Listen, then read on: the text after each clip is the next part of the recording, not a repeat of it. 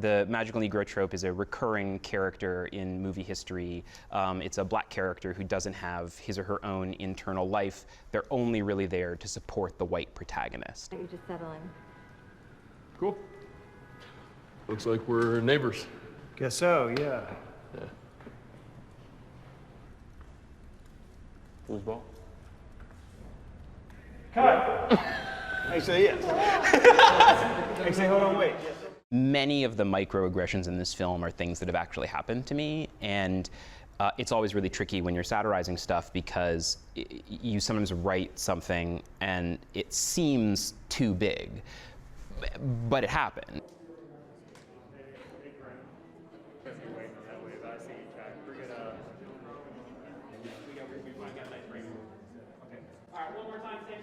Tanya.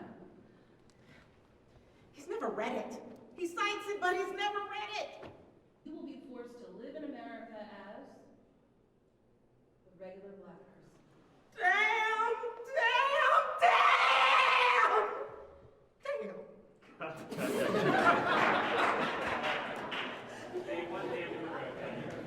Humor is a tool to make impossible conversations possible.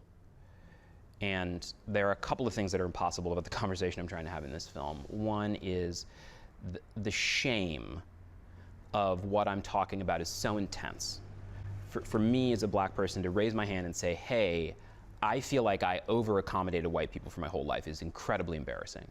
I had a little hiccup that was very similar to this, and I just had to really step in, and I had to be To me, humor is what makes it bearable for me to say that out loud. And hopefully, if other black people have experienced things like this, will make it possible for them to look at those behaviors in themselves and have some grace and some love and even laugh at those things. May I offer you another perspective? Yeah, sure. I do need people to buy your art. I'm sorry. There's one collector left. Go talk to him.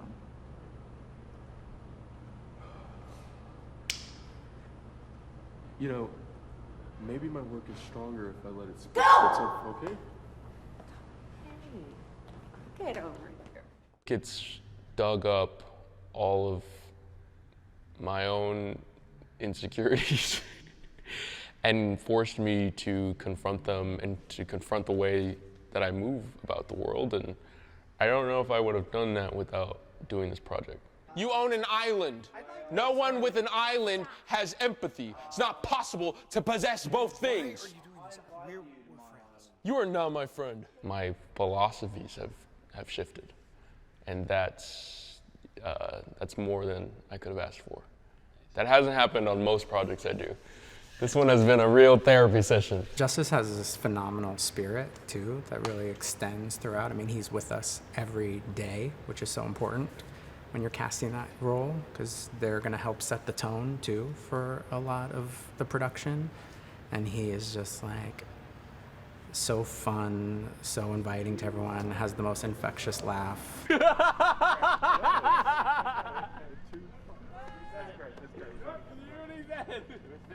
I know you can feel their discomfort, Aaron.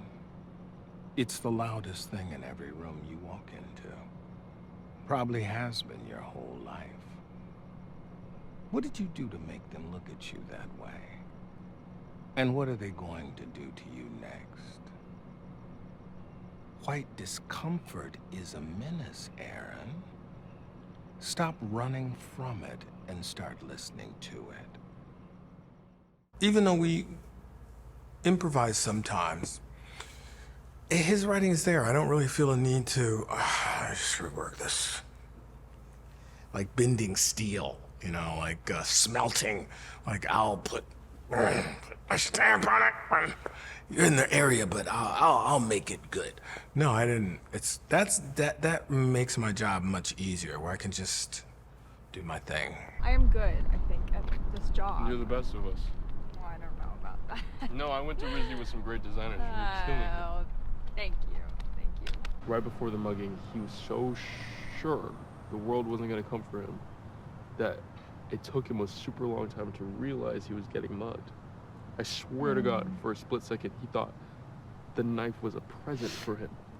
Justice is very easy to fall in love with on screen. So he's kind of, this is not his first movie at all. So he's been not like fully taking me under his wing, but he's answered some questions for me, and I feel very looked after. Normally, I would be floating above you, godlike, with the magic powered by 100 Negroes working as one. But today, Kyle here had to get an actual chair for me because someone defied the society. You are banished from the American Society of Magical Negroes. Dee Dee is the head of this society. Dee Dee is a boss bitch. Dee Dee is fun. Dee Dee is like, she's severe, but also has this like softness to her. And I just like read it and really fell in love with it. And then we got talking about the costumes and I was like, yes, she gets to wear sequins and glitter and sparkles. I'm in. It changes how I walk, Aaron. and how I talk, and how I take up space or don't. It changes what risks feel reasonable and which ones are insane. And it's taken me my whole life to realize that this is a weight that I walk around with all the time. I love this script so much. I mean, I love that it, you know, touched on these heavier themes about race, but also had elements of a romantic comedy, a full-on comedy, a sci-fi. All right, here I go.